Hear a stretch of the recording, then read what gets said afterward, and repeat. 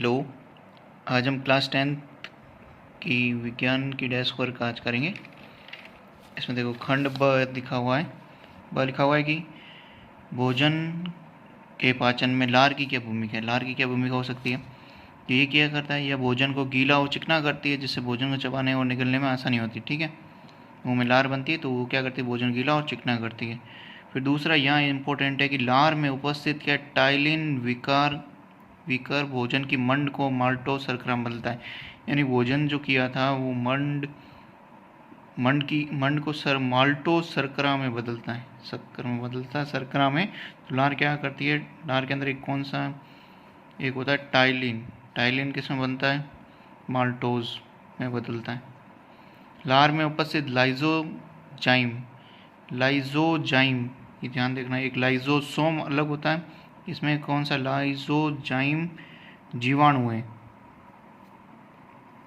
Lysozyme वो क्या करता है, जीवाणु एवं अन्य सूक्ष्म जीवों को नष्ट करता है। लार में उपस्थित लाइजोजाइम को तत्व है, वो जीवाणु और अन्य सूक्ष्म जीवों को नष्ट करता है। लार दांतों के बीच फंसे अन्न के कणों को निकालने में सहायता करती है। फिर अगला है प्रभावी और अप्रभावी लक्षण को समझाइए। प्रभावी यानी कि जिनका प्रभाव हमें दिखाई देता है, अप्रभावी जो प्रभाव हमें दिखाई नहीं देता। ऐसे लक्षण जो प्रथम पुत्री या पीढ़ी में दिखाई देते हैं या प्रकट होते हैं प्रभावी लक्षण कहलाते हैं। जैसे लंबापन मटर के पौधों का प्रभावी लक्षण है। अपन ने देखो मेंडल वाला सिद्धांत है, उसमें देखो पेड़ पौधों के लंबा और छोटे वाले संकर प्रजाति वाले अलग अलग बीजों को अपन संकर कराएंगे, तब वो क्या होगा, पहली पीढ़ी में सारे लंबे होंगे पौधे।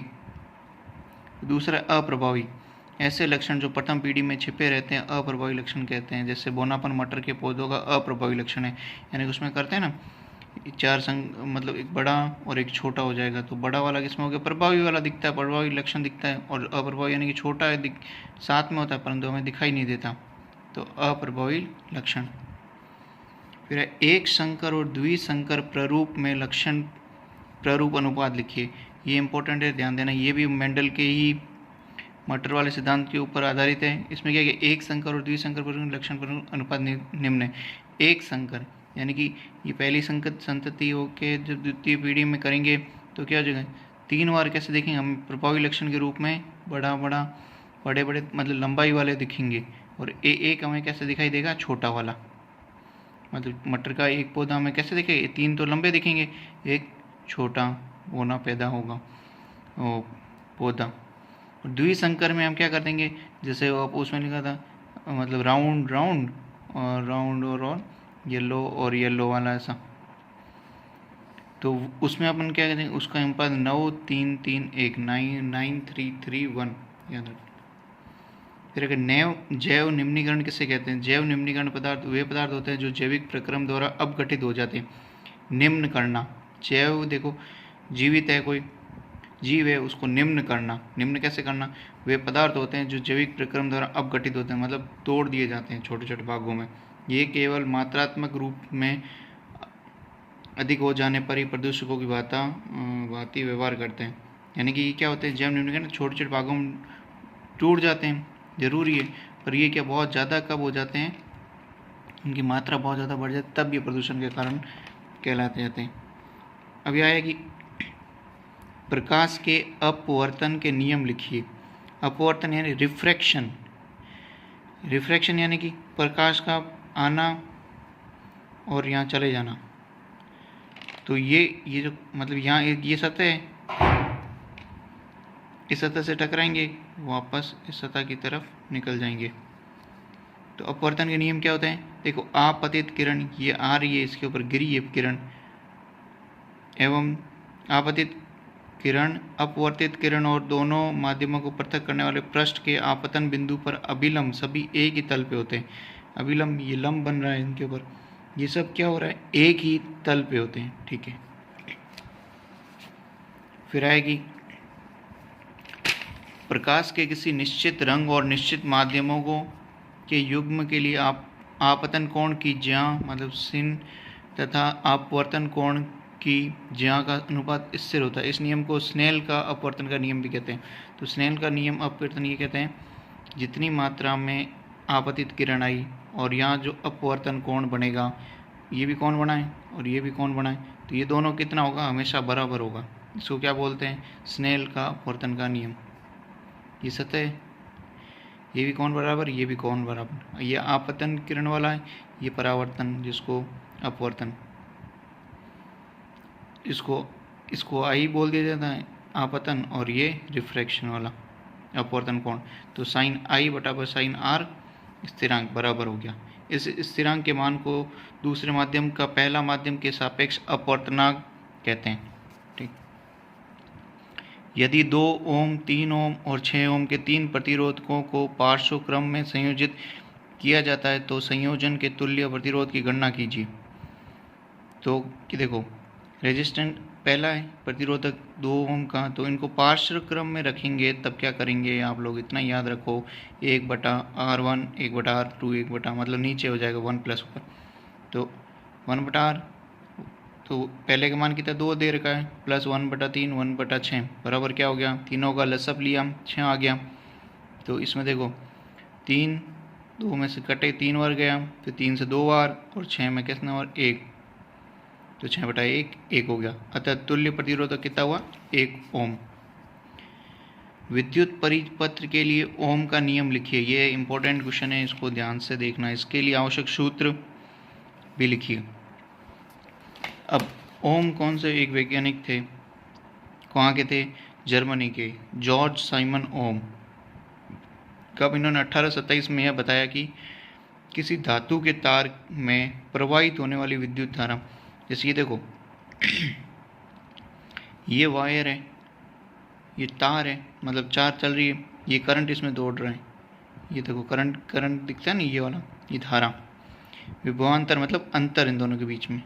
तो यहाँ देखना, किसी धातु के तार में प्रवाहित होने वाली विद्युत धारा, इसमें जो विद्युत धारा जा रही है उस तार के सिरों के बीच उत्पन्न विभवांतर, इन दोनों तारों के बीच में जो अंतर पैदा हो रहा है के समानुपात में होती है। इनका अनुपात हमेशा समान होता है। ये देखो, ये तार है, तार के अंदर ये करंट दौड़ा है, तो करंट दौड़ा, तो इन दोनों के बीच में अंतर कितना होगा, समान अनुपात। ये देखो, ये अनुपात समान, ये अनुपात समान। तो इसको, यदि धातु के तार में भौतिक अवस्था, लंबाई, अनुप्रस्थ, काट और क्षेत्रफल और ताप न बदली जाए, यही ओम का नियम है। ठीक है, एक समान बहेगा विभवांतर, ये भी बराबर है, ये भी बराबर। तो करंट कितना हो गया, धारा, विभवांतर V, विभवांतर V बराबर, ये देखो समानुपात, समान अनुपात है। इसको इस साइन से डिनोट करते हैं, यूँ करके यूँ। तो V बराबर R बटा V बराबर क्या हो जाएगा, इसको समानुपात, इस चिन्ह को हटाने के लिए बराबर करके R कांस्टेंट लगा दिया जाता है। कांस्टेंट यानी कि नियतांक, ये फिक्स है, जिसे प्रतिरोध कहते हैं। ठीक, अगला सवाल है कि धारावाही चालक छड़ को चुंबकीय क्षेत्र में लंबवत रखने पर उस पर लगने वाले बल की दिशा की व्याख्या के लिए फ्लेमिंग के बाएं हाथ का नियम लिखिए व आवश्यक चित्र बनाइए। देखो, ये देखो क्या सवाल दे रहा है, धारावाही चालक छड़ मतलब जिसमें करंट दौड़ रहा है को चुंबकीय क्षेत्र, उसमें किसी तार में करंट दौड़ रहा है, उसको किसी चुंबक के क्षेत्र में रख दिया जाए, यहाँ पर भी चुंबक है, यहाँ पर भी चुंबक है, लंबवत रखने पर उस पर लगने वाले बल, उस पर कितना बल लगेगा तार में, उसको समझाने के लिए फ्लेमिंग के बाएं हाथ का नियम लिखिए और आवश्यक चित्र बनाइए। तो फ्लेमिंग के बाएं हाथ का चित्र देखो इस प्रकार, ये अंगूठा, ये चुंबकीय क्षेत्र और ये विद्युत धारा। तो देखो इन्होंने क्या बोला, अंगूठे को अपन ने क्या मान लिया, बल, ये चुंबकीय क्षेत्र और ये हो गया विद्युत धारा। अब बल, यहाँ पर ये बल है, यहाँ पर विद्युत धारा चल रही है और यहाँ पर चुंबकीय क्षेत्र है। इन तीनों के बीच में अंतर देखो कैसे, अपने एक दूसरे के ऊपर ये क्या है, लंबवत है, ये 90 डिग्री का कोण, यहाँ पर ये 90 डिग्री का कोण। तो इसमें ये बोला, यदि हम अपने बाएं हाथ के अंगूठे और पहले 2 अंगुलियों को इस प्रकार फैलाए कि तीनों परस्पर लंबवत रहे, तब यदि तर्जनी चुंबकीय क्षेत्र की दिशा को प्रदर्शित करे, ये तर्जनी है तो ये चुंबकीय क्षेत्र दिखाता है इसको, मध्यमा चालक में प्रवाहित धारा का दिशा, ये क्या दिखाती है, विद्युत धारा इसमें चल रही है। तो अंगूठा चालक पर लगने वाले बल की दिशा को प्रदर्शित करता है। अंगूठा में ये क्या हो गया, ये क्या शो करता है, ये दिखाता है बल की दिशा को। तो तीनों को बराबर रखना है। अंगूठा बल हो गया, चुंबकीय क्षेत्र ऊपर है पहली अंगुली, और दूसरी अंगुली कौन सी होगी, विद्युत धारा। ये इस प्रकार से फ्लेमिंग का नियम है। फिर अगला आ गया, लोहे की वस्तुओं को हम पेंट क्यों करते हैं? क्योंकि देखो लोहे की वस्तुओं को जब आर्द्र वायु में अधिक समय तक खुला छोड़ देते हैं तो इसकी सतह पर भूरे रंग की एक पपड़ीदार पदार्थ का आवरण उत्पन्न हो जाता है। इसे जंग कहते हैं। जंग लग जाती है, खुले हवा में छोड़ेंगे तो उसमें क्या, नमी की वजह से, तो ये क्या हो जाएगा, जंग क्या होता है, हाइड्रेटेड यानी पानी वाला। आयरन जिसको लोहे को ही कहते हैं, ऑक्साइड बना देता है। तो Fe2O ऑक्साइड का क्या हो गया, Fe2, ये तो आयरन का हो गया Fe2O। डॉट कितने लग गया, हाइड्रेटेड के लिए H2O पानी है, X मतलब कितने होंगे साथ में, 1 2 3 4 ऐसे हो सकते हैं, होता है। इस जंग से वस्तुओं को बचाने के लिए पेंट किया जाता है। तो उसके ऊपर डायरेक्ट आयरन के ऊपर वो ऑक्साइड अपना नहीं बनाएगा। फिर अगला है, संतुलित रासायनिक समीकरण क्या है? रासायनिक समीकरण को संतुलित करना क्यों आवश्यक है? रासायनिक समीकरण क्या हो गया, मतलब दो चीज़ों को मिलाएंगे तो तीसरी चीज़ बनेगी, वो है रासायनिक समीकरण, ठीक है। फिर आएगी संतुलित यानी कि बराबर होनी चाहिए, जितनी इतनी यहाँ पर मात्रा है उतनी की उतनी यहाँ पर मात्रा होनी चाहिए। जब किसी रासायनिक समीकरण में विभिन्न तत्वों के परमाणुओं की संख्या दोनों तरफ बराबर होती है तो उसे संतुलित रासायनिक समीकरण कहते हैं। इधर भी बराबर है, इधर भी बराबर है परमाणुओं की संख्या, तो वो क्या होगी, संतुलित रासायनिक समीकरण। रासायनिक समीकरण को संतुलित करना इसलिए आवश्यक है क्योंकि इसके द्वारा हम न केवल समीकरण की वास्तविक जानकारी प्राप्त कर सकते हैं बल्कि अभिकारकों एवं उत्पादकों की वास्तविक संख्या की जानकारी भी प्राप्त कर सकते हैं, ठीक है। फिर आया, आयनिक यौगिकों का गलनांक उच्च क्यों होता है? देखो आंतरिक आयनिक आकर्षण के कारण आयनिक यौगिकों का गलनांक उच्च होता है। देखो किसी चीज़ को जलाएंगे तो वो उसमें ज़्यादा देर कैसे लगेगा, क्योंकि अंदर उसके जो अणु होते हैं, जो आपस में चीज़ें एक साथ ज़्यादा बल से जुड़ी हुई रहती है, इस कारण से उनमें आकर्षण ज़्यादा होता है, तो वो वहाँ तक चीज़ों को पहुँचने नहीं देते अंदर तक, इसलिए वो बहुत देर तक के बाद जलती है या गलती है। इनके क्रिस्टल चालक में धनायन तथा ऋणायन निश्चित क्रम में संयोजित होते हैं। उनमें आंतरिक आयनिक बल अधिक होता है। बंद संकुचित आकृति को तोड़ने के लिए उच्च ऊर्जा की आवश्यकता होती है, इसलिए इसका गलनांक उच्च होता है, ठीक है, क्योंकि अंदर से आपस में एक बल के द्वारा आपस में जुड़े हुए रहते हैं आकर्षण का। तांबे के विद्युत अपघटनी परिष्करण का नामांकित चित्र बनाइए। तांबे के विद्युत अपघटन, तांबे में से ही घटने, मतलब तांबा के विद्युत अपघटन, ये घटेगा कैसे? तो इसके लिए देखो, तांबे का विद्युत अपघटन, ये तांबा कैसे घटेगा इस चीज़ को बताया गया। तो ये कौन सी, एक देखो 2 रोड डाली हुई है, ये होगी एनोड पे कौन सा होता है, पॉजिटिव। कैथोड यानी कि सी, कैथोड लिखेंगे तो सी ऐसे, अगर सी को अपन ऐसे पूरा खोलेंगे तो भी ये नेगेटिव साइन होगा, तो कैथोड पे नेगेटिव। एनोड को ऐसे, तो देखो एनोड को खोलेंगे तो यूँ करके यूँ हो जाएगा एनोड, इसलिए पॉजिटिव। यहाँ पर ये करंट दौड़ रहे हैं, कुंजी यानी कि प्रेस है बटन के लिए, और ये देखो नेगेटिव पॉजिटिव यानी कि स्विच है, यहाँ से इलेक्ट्रॉन निकलेंगे। यहाँ ये बोला टैंक है पानी वाला, उसके अंदर कौन सा है, अम्लीकृत कॉपर सल्फेट, मतलब ये एसिड वाला किसमें, कॉपर सल्फेट का विलयन डाला हुआ है, तो कैथोड एनोड से यहाँ पर ये निकलता जाएगा, यहाँ पर इकट्ठा होता जाएगा, तो उसका तांबे का अपघटन होता रहेगा।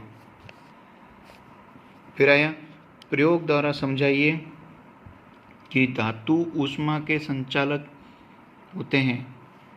धातु ऊष्मा के संचालन होते हैं, तो इन्होंने प्रयोग करके दिखाना है।